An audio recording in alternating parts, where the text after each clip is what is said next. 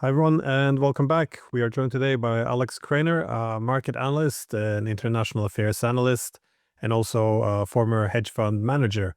And it's good to see you again. I really want Good to to ask see you. you. Sorry, I Good really to see you, Glenn. Thank you for the invite.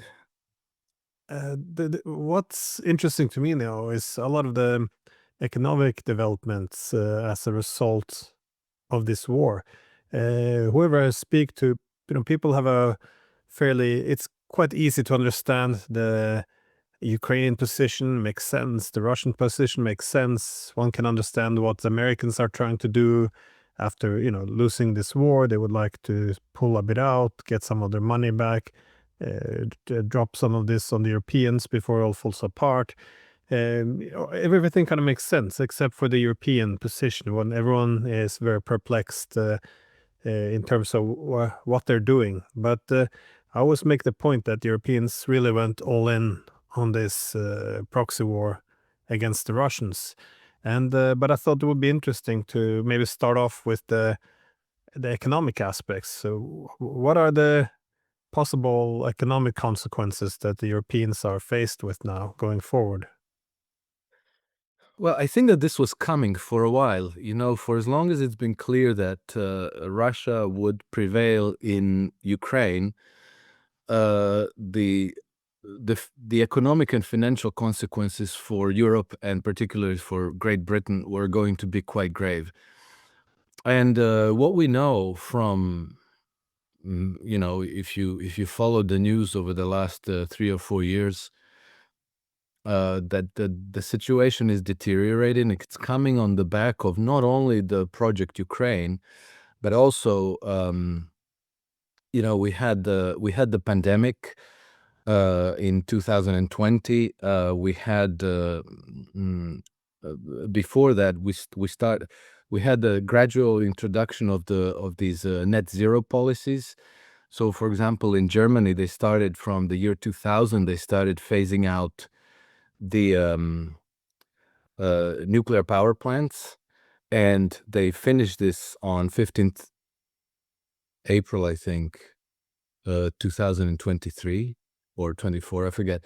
Very recently, they shut down their last nuclear power station, and then they also lost the Nord Stream pipelines, which were delivering large amounts of inexpensive, reliable supplies of natural gas from Russia for the German economy. How important was that?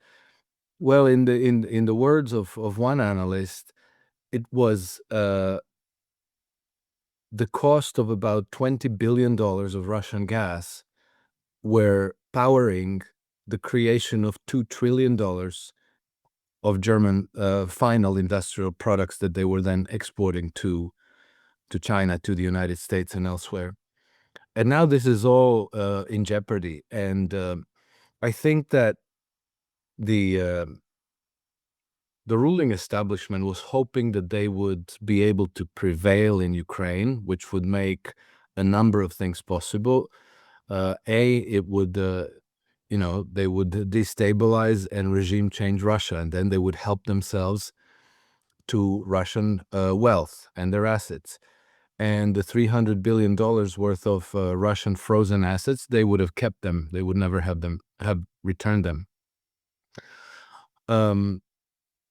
Now all of this is in jeopardy, and not only, but the money that they lent the Europeans, the money, hundreds of billions of dollars that they lent to Ukraine for the war and for defense, that would have been good debt. That those loans would be good assets. Now they're bad loans, and none of this is coming back. And what I think is even worse now, the thing that is practically a coup de grace that to the Europeans, is that Trump, by reaching out to Vladimir Putin and them having a better relationship, one of the things that I think is very predictable is that the $300 billion of frozen Russian assets that are in the West, particularly in Europe, there's only about 5 to 8 billion in the United States. Everything else is practically in Europe. About 180 billion in Belgium under Euroclear. There's supposedly about $70 billion in France, about $37 billion in Britain. I think that one of the deals between Russians and the Americans is going to be that the Russians are going to invest this money in the United States. And, Donald Trump can always sweeten the deal and to say, okay, well, we'll unfreeze these assets if you invest it in the United States. We can relax some sanctions. We'll make everything better for you. And, in the same way that he has pitched the United States as an investment destination to the Saudi Arabia, to UAE and Qatar and so forth, he'll do the same for Russians. And for Russians, the move makes sense as well. And so this is going to be an additional piece of bad news for the Europeans, because the EU and Britain are in catastrophic fiscal positions. And they were counting on this money to repay some of their losses, to use that money as collateral to fuel a large new credit cycle in Europe, to create employment, maybe fund infrastructure investment, rearmament, and things like this. Now, if this money moves overseas, then I think Europe is coming to a dead end. And the likelihood of this happening, I think, is 100%. I think it's only a matter of time, and it's probably going to happen relatively soon. And so, if the Russians say, okay, we want to move these assets to the United States, the Europeans would normally be able to say, well, sorry, no, it's frozen and you're under sanctions. But if Trump says, free up those assets and send them over to New York, the Europeans are going to have to comply. And this has always been the case. This war has only revealed the extent to which the Europeans are in a subservient position to the United States.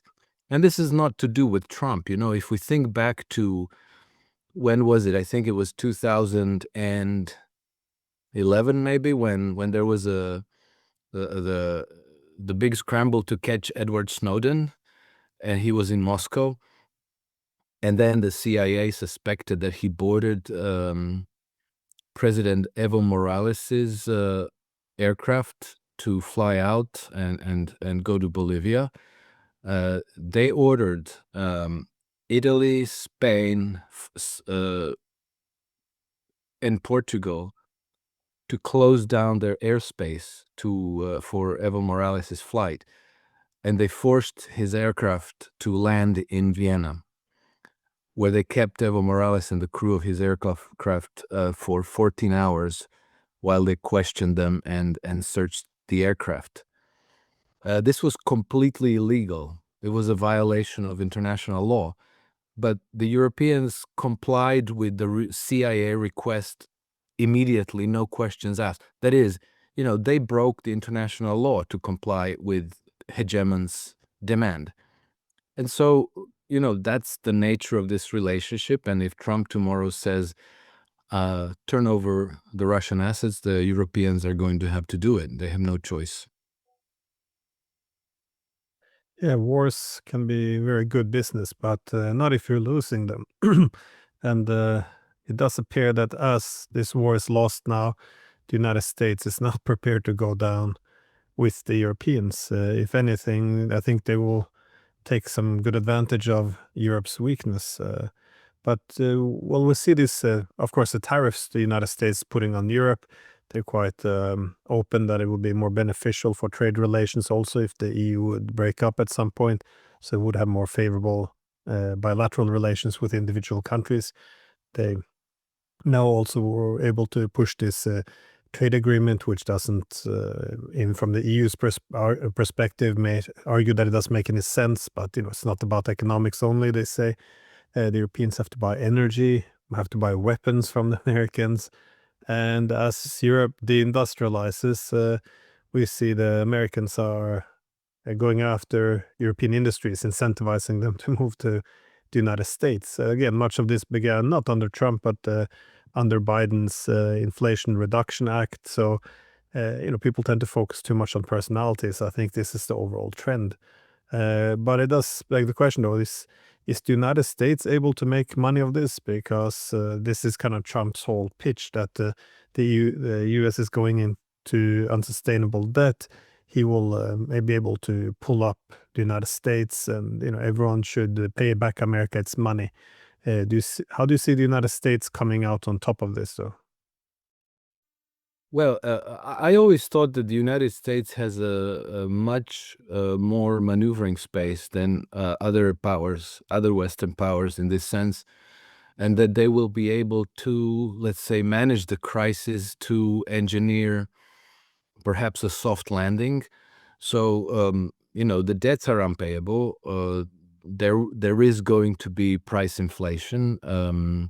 There is going to be an economic crisis because, how do you repay $37 trillion worth of public debt? And that's just the public debt.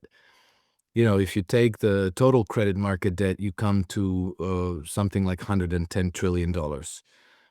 I don't know exactly what that is now, but I think it's north of $300,000 per man, woman, and child in the United States. That's preposterous. That's just simply unpayable. So you are going to have a crisis of high inflation like we had in the 70s, or maybe worse.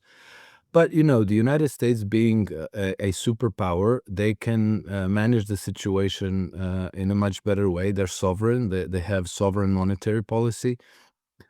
Trump can go around the world and get other nations to invest in the United States, as we discussed, and they will.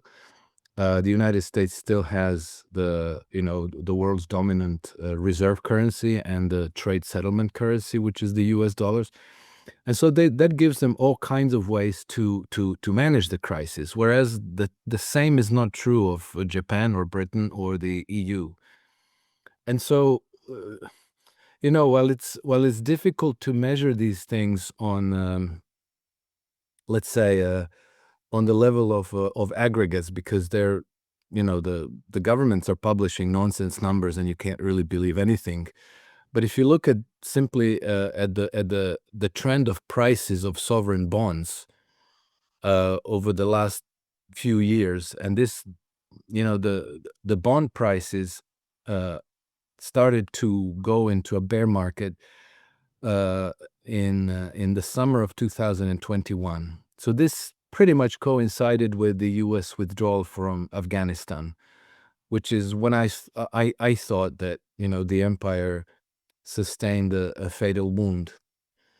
You saw that the British, European, Japanese bonds started to go into a bear market, and American ones as well. But if you look 5 years later, the American bonds declined maybe 20% or so from the peak. I regret that I don't have the chart exactly in front of me, but I published the chart in one of my last articles on Substack. And you looked at the European bonds sustained a much, much bigger loss, and the British bonds even worse than that. And so it's telling you that the markets, over time have marked Great Britain and possibly Japan as the most vulnerable nations, as the first dominoes to fall, and that the confidence in the U.S. system, U.S. economy, and their debt is still the highest among the Western nations. So ever since the U.S. withdrawal from Afghanistan, I've always believed that the Great Britain is exactly the weak link in the Western world. I guess that would explain some of their desperation, though, in this conflict. Because if they could bring Correct. defeat upon Russia, or at least some security guarantees, something that makes it impossible for the United States to walk away from Ukraine, yeah, they can keep, I guess, the ship still afloat. But if the United States walks away, all it offers is to Europeans the opportunity uh, to buy American weapons to give it away to Ukraine. This is just going to make matters much, much worse for the for the Europeans. And so how do you see the Europeans moving forward from here? Because before you mentioned these 300 billions which have been frozen, the Europeans have already stolen a lot of the proceeds from this, the interest. But I have the impression that a lot of uh, that they have dipped into some of these funds already. I'm not sure if you have any overview over the extent to which they've already taken some or using it, or how is this working? Well, allegedly, they have only used the interest on those funds, which they, for some reason, think that they're entitled to, that's okay, but it's not. It's sketchy because obviously they're going to hide this. They're not going to, this is theft. This is theft, and this is, European governments basically vacating their own laws and creating terrible precedents because, any foreign entity, uh, Brazil, China, India, Saudi Arabia, who might have assets in European banks, they're going to take note, and they're going to realize that these people are dishonest and that you cannot rely on them, and then they will not invest in Europe, right? But I think that you're right, because according to information that I have been able to find, uh, you know, about $71 billion worth of Russian frozen assets were supposed to be held in France. But now it appears that that number is only 25 billion. So it's unclear how that figure went down from 70 to 25.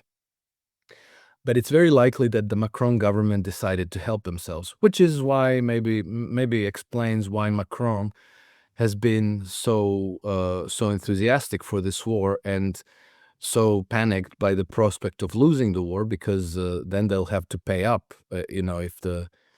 If the hostilities end, if the peace is concluded, and if the sanctions on Russia start to be lifted, then this money is going to have to be returned to Russia.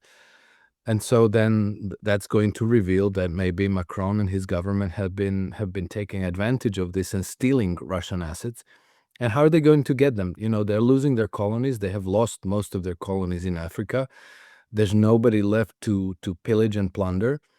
And the French people are, on the verge of some kind of a Bastille Day revolt. So you're not going to be able to procure that money by taxing the economy. The economy in France is already in a terrible state. So that might mean bankruptcy of the whole nation, and it might mean I don't know. I would say criminal proceedings, but at that stage, you don't get criminal proceedings so much as driving out the guillotines and pursuing the old French traditions of justice in that way.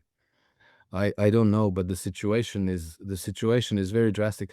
Meanwhile, while you were asking me the question, I did pull up my the chart that I was mentioning about the government bonds, because I think that's quite a significant indication. So, looking from the 1st January of 2020, the American Treasury bonds have declined by about, let's say, 13%, and the Europeans by about 24%, and British bonds have declined by about 32%. So that's massive, massive difference between European and British bonds and the American bonds.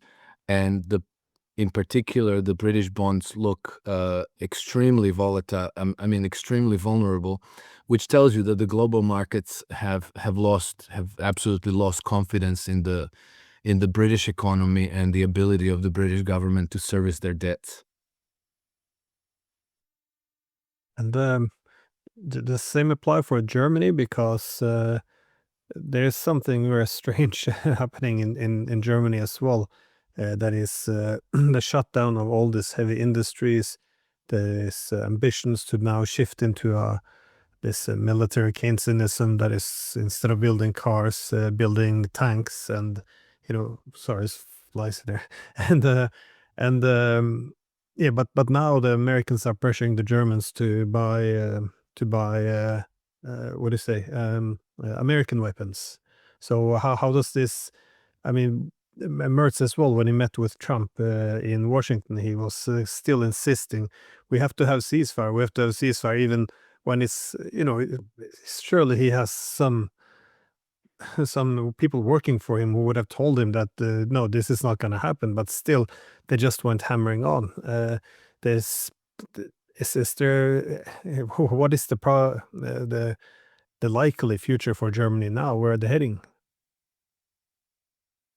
Um, I'm not sure, Glenn, but I think that Europe has become a place that's at risk of being completely sidelined in world affairs, and I think that is in fact what is happening. I think that the 500 years of the Eurocentric global order has come to an end, and the center of gravity of global economic development, global finance, global trade, political power has shifted to the east.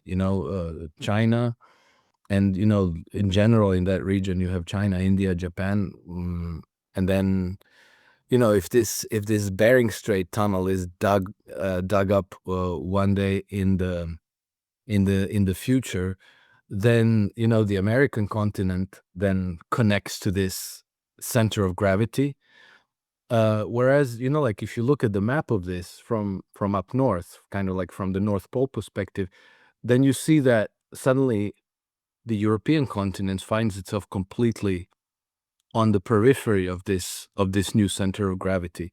And I think that's coming. And I unfortunately, the European leaders, I think that they became so complacent in this old post-World War II global order, where they could take for granted that the United States has their back, that they can do whatever they want because the Americans support them unconditionally, that they have not developed any economic, diplomatic, political strategies of their own, any kind of development path forward, uh, any kind of security architecture that they could rely on independently without the help of the United States. That now the Trump administration has come in and they've decided to change course of the American foreign policy. They find themselves completely at loss. And the meeting that we had this week in Washington with Merz and Macron and von der Leyen and Meloni, sitting there across the table from Donald Trump, like like school children in principal's office. It was dismaying because I tried to listen to the footage of these meetings, and everything that the European leaders were saying was very superficial. They were making these remarks as though they didn't really understand the issues at stake. You know, Ursula von der Leyen saying like, "Oh, we have to save the children because the children." I think she was trying to gain moral upper ground, pretend for the cameras that she has a heart. And then Friedrich Merz was saying some nonsensical things about this ceasefire, and nothing of substance, nothing that you would say like, "Oh, okay, these people understand the issues. They are aware of their negotiating positions. They are, you know, uh, drilling down to the relevant issues and trying to find a solution." No, they were just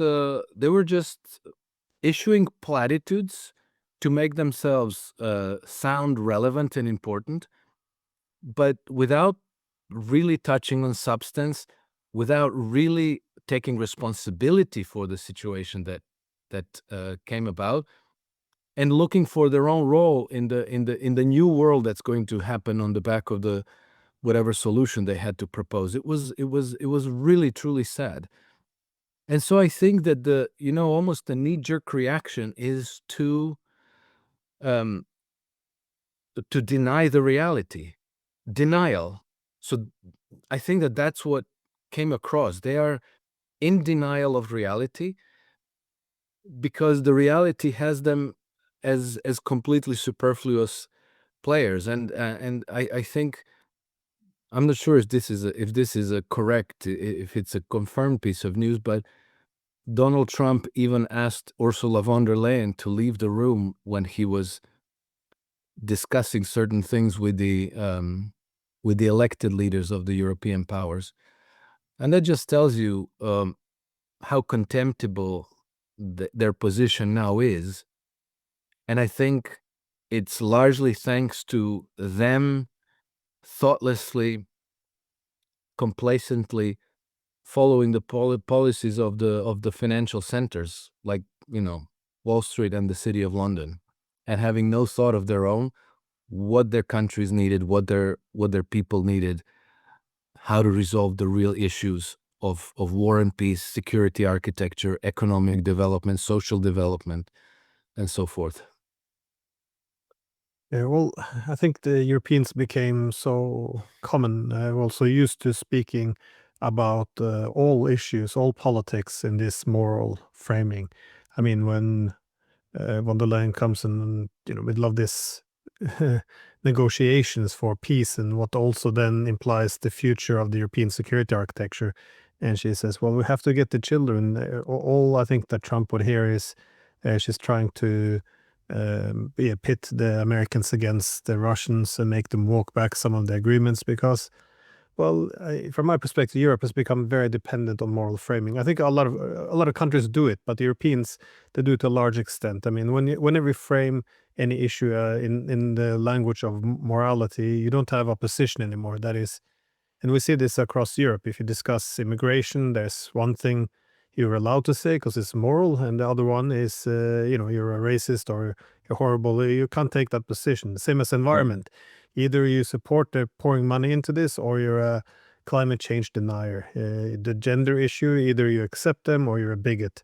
And the same applies often in foreign policy. That is, we have this, all our foreign policies, all our wars, everything is but in human rights, but their democracy, freedom, as if this is what drives the foreign policy of countries. My favorite is possibly the idea that, well, NATO, we had 20 years of occupation was not enough in Afghanistan because we have to let the young girls go to school. I mean, this is, it's just so stupid that this is really why we devoted all this money, all these lives, all this 2 decades of occupation. But anyways, it's a way of, I think the Europeans are especially addicted to it because if you're going to have like 28 or is it 27 member states in the European Union, all with different interests, identities, background, geographies, the idea that the Italians and the Estonians should have the same interest, I mean, it's ludicrous. So I think framing everything as morality is a way to get everyone on the same page, a form of rhetorical entrapment.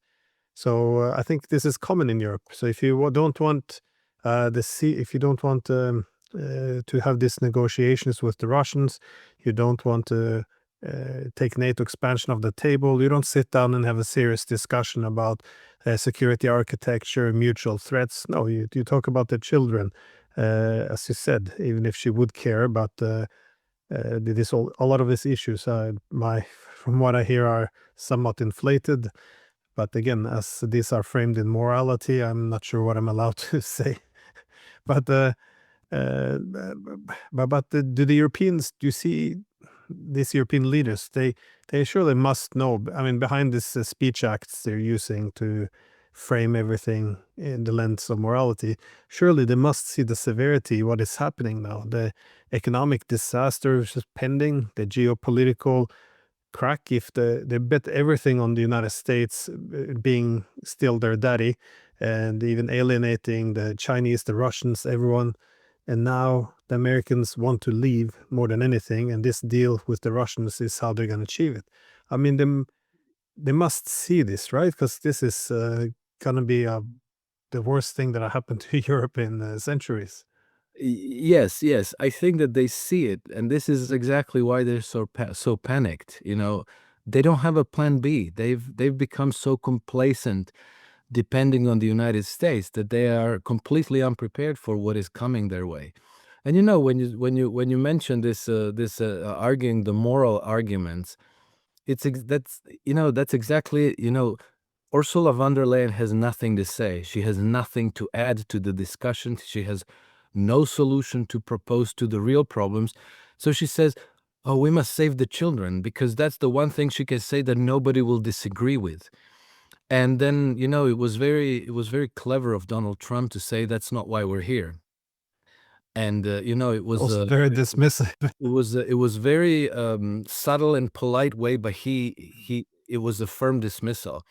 And then I'm glad you noticed that you picked up that the same happened after the United States withdrew from Afghanistan, because then for a few weeks or a few months, everybody was talking about women and girls in Afghanistan, and, you know, like the employment rights and the right to go to school and all these things. And it was nauseating, because during the 20-year occupation of Afghanistan, uh, more than 50% of all children who grew up in this period sustained permanent developmental, how do you call it, issues.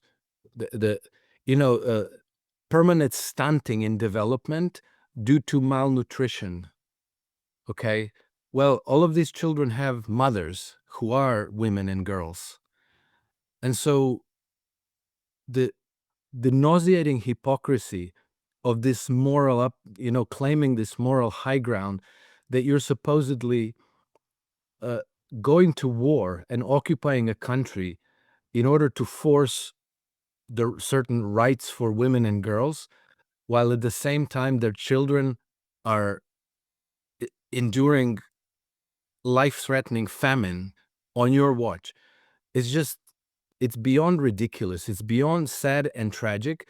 And then, with vis-a-vis Russia, I forget now exactly the last mm, example we had of this, but European leaders were falling over themselves to show this moral superiority to the Russians. And when in these international um, gatherings, Russian delegations would come to deliver their remarks, then the European leaders coordinated these theatrical responses where they would all pick up their things and walk outside of the room because they will not listen to the Russians. And now they're desperate because they're excluded from discussions with the Russians about the future of peace in Ukraine. I think that the EU deserves everything they have coming their way. And I think that the future, probably not even such distant future, will inevitably lead us to the dissolution of the European Union and of NATO along with it. And so this will probably be a very, very severe crisis for Europe. My understanding is that there's a good chance that European countries like France and Britain, and maybe Germany as well, might slip into some form of um, social revolt or revolution, or even a civil war. But it's not going to be the first time in history that things like this happen. And I think that one thing that we can try to do now, because we're armed with all these means of communications and access to information, we should probably try to stop it, because these are really, really, truly tragic events that end up with uh, a great deal of casualties. A lot of people perish. Economies collapse. Famines also frequently arise in these situations. And so it would be best to avoid this. But in order to avoid it, we're going to have to reach out to the Russians and make peace and discuss a common security architecture for the future, rather than pretending that we have the moral upper ground and refusing to talk to them. Well, just a quick note on the Afghanistan issue, though. There's actually leaked documents, I think it was WikiLeaks who leaked them, of the CIA who actually addressed the issue that the support for the occupation of Afghanistan was dropping in Europe. So they actually came up with the best solution. Let's frame it as women's rights, because this is something Europeans care about.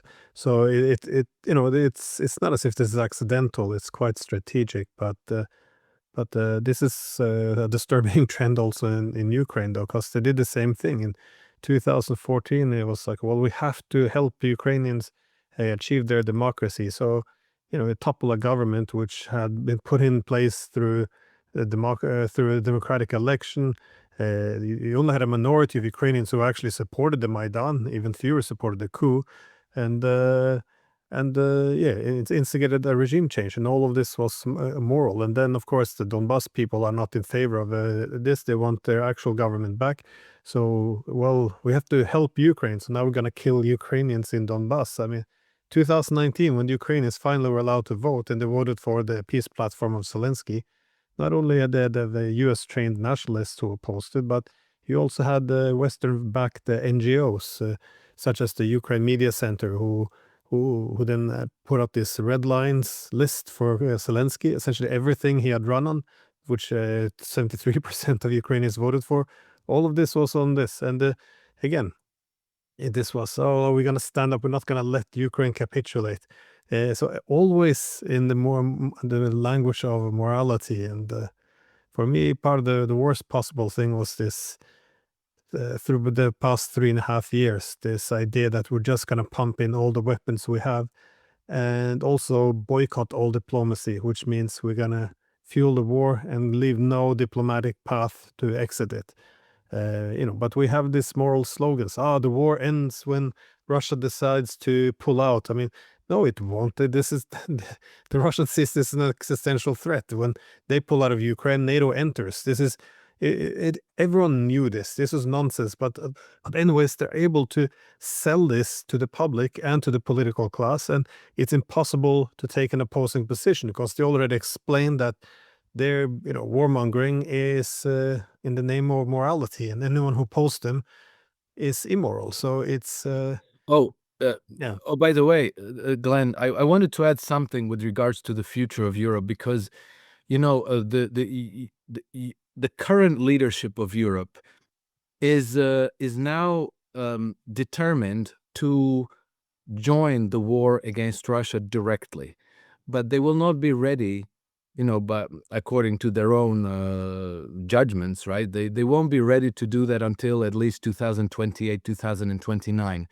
which is why they're desperate for the war in Ukraine to continue until then, because it's easier to join an ongoing war than to contrive a brand new one, because you have to set it up, you have to create justifications, you have to create a pretext. All of this out of whole cloth is difficult to do. So they're desperate for the war in Ukraine to continue until they're ready to join it directly.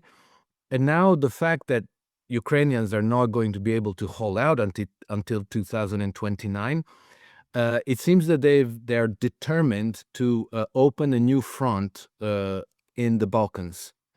And I've been observing that in the Balkans, we've had increasing tensions in Bosnia and Herzegovina, and increasingly frequent provocations that are happening between Serbs, Croats, and Bosnian Muslims. And so now it appears that this is really taking off. Just a few, I think about 2 weeks ago, there was a Muslim leader, like a Wahhabi Salafist Muslim leader in Bosnia, who wanted to lead a prayer of 1,000 Muslims to take place in a Croatian village, in a village that is 100% Croatian inhabited. So he wanted to bring 1,000 other Wahhabi Muslims to organize a prayer in this village where they, where they don't live, where they don't belong. And well, my immediate reaction was, okay, so this must be orchestrated by the British, who are very, very present in Sarajevo, and they're very well connected with, through their NGOs and their private contractors and so forth, and they're funding they're funding a lot of this stuff. And then somebody looked it up and they said, like, oh no, it looks like the funding from this is coming straight from Serbia. Which, Glenn, it makes no sense whatsoever. There's no reason why the Serbian state, for any reason, would be orchestrating a provocation by Muslims against the Croats. And so I thought that's very strange. But okay, there's British-run NGOs in Serbia as well. So, voila, this is how you can do this. And then very shortly after that, we had an escalation of how do you call it, protests against the Vučić government in Serbia. And then the Serbs investigated and they were like, oh, this is being funded from Croatia. Well, we have a lot of British-funded NGOs in Croatia. And so this is how they do it, like they start to slowly polarize these societies, and then at a given point, you're going to get some kind of an incident that's going to boil over, that's going to inflame the situation to where people are going to reach for the weapons, and you're going to start to have a war. So this is the danger now that, as they're losing Ukraine, they're going to have to open a new war front. The reason why I always say the British is because they are really leading the charge in this. And it was the one of the most powerful London think tanks, which is called the RUSI, Royal United Services Institute, have already designated the Balkans as they said, inevitably the second front in West's war against Russia. And now it appears that they're actually doing this. And this will be another calamity for the whole continent of Europe because, it was the assassination of Archduke Franz Ferdinand in Sarajevo in 2014, which precipitated World War I. And these same structures of power once more are playing with matches and are looking to push the whole continent into a bloody calamity and a bloody mess, just in order to save themselves, just in order to preserve their own control over the levers of power in society. This is a real danger, and I think that they are doing it as we speak. The Bosnian issue, though, is I mean, people took their eyes off it for too long. I mean, this is well, more your part of the world, not yeah. So please correct me, but if I'm mistaken. But well, what makes the Bosnian conflict or so strange for in terms of the EU involvement, though, is first of all, when the Serbs were fighting there, the Bosnian Serbs, initially they wanted to preserve it in Yugoslavia. If that was not possible, they wanted at least the Serbian regions to leave to be able to stay within Yugoslavia or Serbia. They weren't allowed to that. So instead, you ended up with this autonomous region where you have the what's called the Bosnian the Bosnian part, and then you have consisting of the Croats and the Muslims, and then you have this Republika Srpska for the Serbs. So and then of course this was done in Dayton, and you have these special powers put in place to create this autonomous system. So two autonomous regions, that is the Bosnia and Republika Srpska, in kind of one state. And this kind of was the mission. So we have to put this in, and you give special powers to this institution, which was going to wield this for 2 years to build this Bosnia. And they can kind of fire presidents and do almost what they want. And Italian prime minister once referred to it as a colonial power almost. Anyways, these were then transferred or hijacked by the European Union, who's now holding this, what is it called, the position? It's the high officer, or I forgot the titles they use. But anyways, what is interesting, when the EU took over, they said, well, in order for Bosnia to have peace, they have to join the European Union. And in order to join the European Union, we can't have that system of two autonomous regions. So Bosnia will have to centralize power in Sarajevo, that is to strip Republika Srpska of power. Now, this isn't interesting because now we end up in a situation where the EU is using these powers, which were only supposed to be in place for 2 years, and it's 30 years later. And instead of using this according to the mandate of creating two autonomous systems, they're using it to try to dismantle the two autonomous. And so whenever they go after the Serbs in Bosnia, it's that there is an awkward situation where they're actually undermining the Dayton Agreement, but then the Serbs can push back and say, well, the Dayton Agreement says something very different, and then they have to say, well, it's the spirit, and it's very awkward. I don't know. This is like I said, your Croatian. This is your neighboring country, then. But how do you see a possible conflict there unraveling if this is a possible next front line? I don't know how I see the conflict unraveling, but I can see the telltale signs that they are trying to provoke a conflict. And what is dismaying about you're very correct that the EU is running Bosnia like it's a colonial possession, and the office that you name, I also forget exact title of it, but the man is running Bosnia like a viceroy. He's an absolutist dictator in Bosnia and Herzegovina. And rather than pacifying the region, they are doing everything to escalate the tensions and to polarize the situation. And that makes it very difficult to predict what might happen, because people are, up until recently, I've heard a lot of Bosnian politicians who say like, oh, no, like there's no chance that there's going to be war here again, because nobody wants war. Nobody wants war.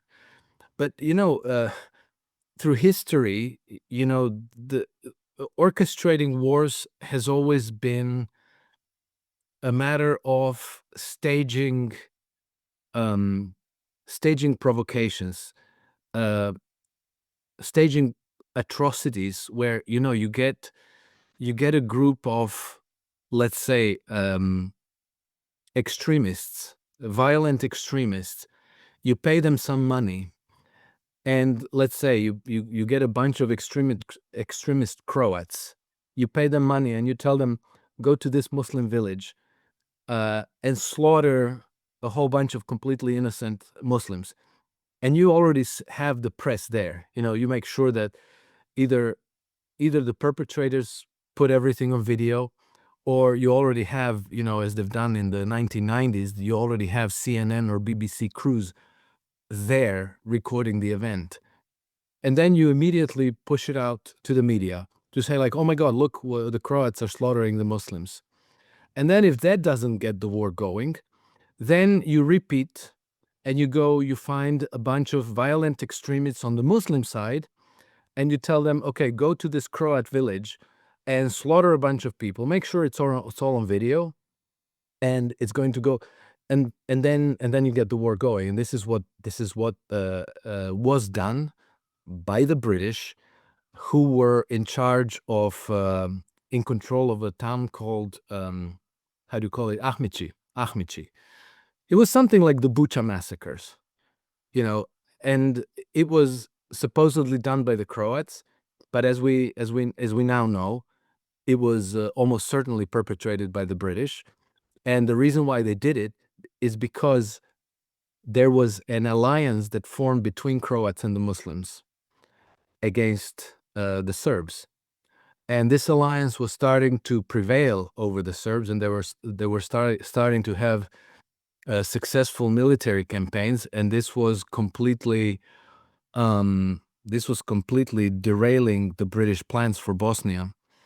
And so they decided to destroy this alliance, and so they first orchestrated one massacre of Muslims against Croats, which was smaller, and then they orchestrated another massacres by the Croats against Muslims, which was bigger. I would, this is this may seem incredible, but I was relatively close to this event. I know people who know these events, but for English language readers, I would recommend a book by a British journalist, British author. Her name is Carol Hodge. She wrote a book called Britain in the Balkans from 1991 to present. And so that book is very compelling. It doesn't actually say that the British orchestrated this massacre, because that's not the official narrative, but she provides the official narrative, and then she um, uh, exposes all the inconsistencies in the narrative, which kind of lead you to the obvious conclusion that we know what it is. And so this is something that has been done throughout history for a very, very long time, for whatever reason was necessary. Terror attacks. If you need to go re-engineer the Middle East, well, you're gonna need to bring the Americans in. The Americans don't want to do it, so okay, let's do 9/11. And then, for a different reason, maybe you need a Bucha massacre because you want to derail the peace negotiations between Ukraine and Russia, and on and on and on and on. This is almost part of the playbook, and we are seeing it now implemented in the Balkans. And how it's going to answer the question, how it's going to go. Well, if it's up to the people, it's going to be diffused. But the people need to be informed correctly, rather than being fed propaganda, lies, obfuscation by the mainstream media. And that's part of what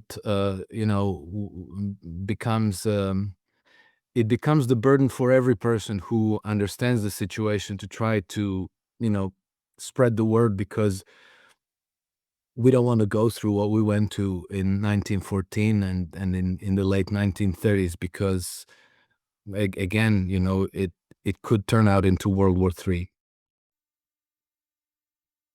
Yeah, well, to a large extent, what happened in the Balkans, though, is what's replaying now. With near the same, all these families being married across, the Muslim Croats and Serbs lines, and then the next day, yeah, everyone's turning on each other. But it's not that different from what happened with the Ukrainians and the Russians, though. I mean, Zelensky himself was once, going on TV explaining to everyone, we don't step on people's language rights. We shouldn't let this divide us. Now he won't even let the Russian be a, a language in Ukraine. So he flipped. So it's interesting how these processes are put in place. As you suggested, when NATO offered the Ukraine future membership, at that point, there was, I think polls showed there was like 17 or 18% of the population in Ukraine who wanted to join NATO. If they had a choice between NATO and Russia, the majority would have preferred to be in a security architecture with the Russians. Very, only a small minority associated NATO with protection at all, and but all of this is kind of all goes out the window. As soon as you can fuel some conflict, some distrust, it goes one way, it goes the other, and once that blood has been shed, yeah, all this goes out the toilet. Then sorry, goes out the window.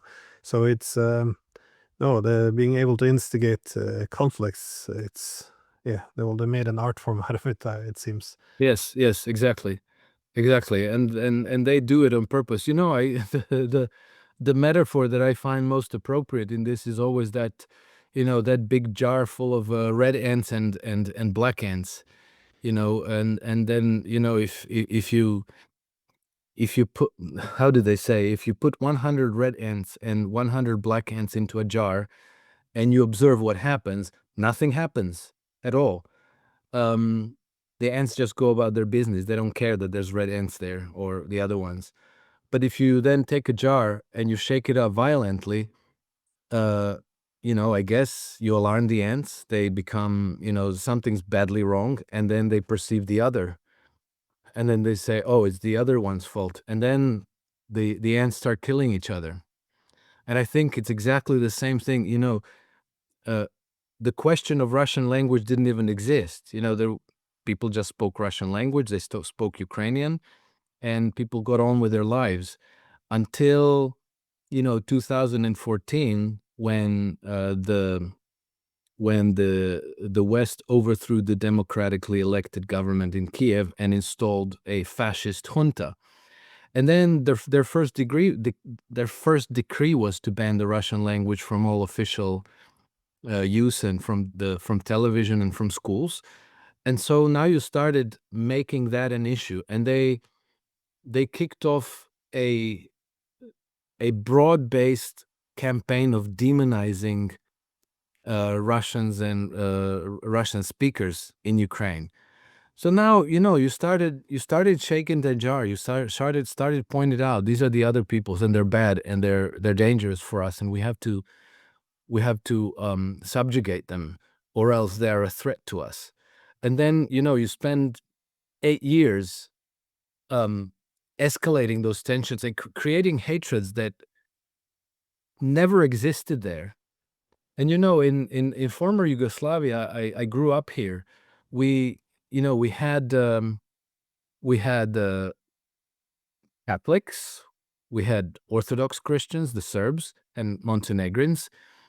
We had Muslims, we had other nationalities living, and it was never a problem until it was made to become a problem. And you can see that happening, and we can see it starting to happen again today. And it's being done deliberately. This is not, later mainstream media in the West, they say like, oh, centuries, all hatreds, who could possibly understand this? These people are, primitive and violent, and they can't help themselves. They just want to kill the other and so on. That's not true at all. That's not even remotely true. It's when you saw psychosis in the population, when you bring them to the verge of an existential crisis, when they are deprived of a future, and they don't know how to solve their own problems, and then you start creating this psychosis where you start blaming everything on the other side. So you start telling the Muslims, oh, it's the Serbs that are threatening your future, and you start telling Croats, oh, it's the Muslims. And by the way, they've already formed an alliance in the Balkans against the Serbs. Croatia, Albania, and Bulgaria have signed a military alliance, and we've never had a military alliance with Albania or with Bulgaria. We have nothing in common with them. There's no reason for us to have a military alliance, except for the fact that Croatia is to the west of Serbia, Albania is to the south of Serbia, and Bulgaria is to the east of Serbia. So we kind of surround Serbia. And then, the Serbs have pretty much a military, some kind of an alliance with Hungary. So this region really is being rigged for demolition. Well, just on the last note before I forget, it's a similar thing was revealed. This kind of, you say, shaking the jar with the red and the black ants. This WikiLeaks cable from the American ambassador in Syria. It revealed a similar strategy there, when they said, well, we should stoke some fear, with the right ethnic groups about about Assad government. And if this happens openly, it's not so bad either, because then we also make the government paranoid that regime change might come. So if there is any protest or uprising, that they will overreact, which will then get the spiral of violence going. So again, this is this sitting on the sideline and say, primitive, violent people, while in reality you're sitting there planning how to instigate tensions between groups. It's quite remarkable. Anyways, Alex, thank you so much. I always enjoy speaking with you. Thank you so much. Thank you, Glenn. Always a pleasure to be with you.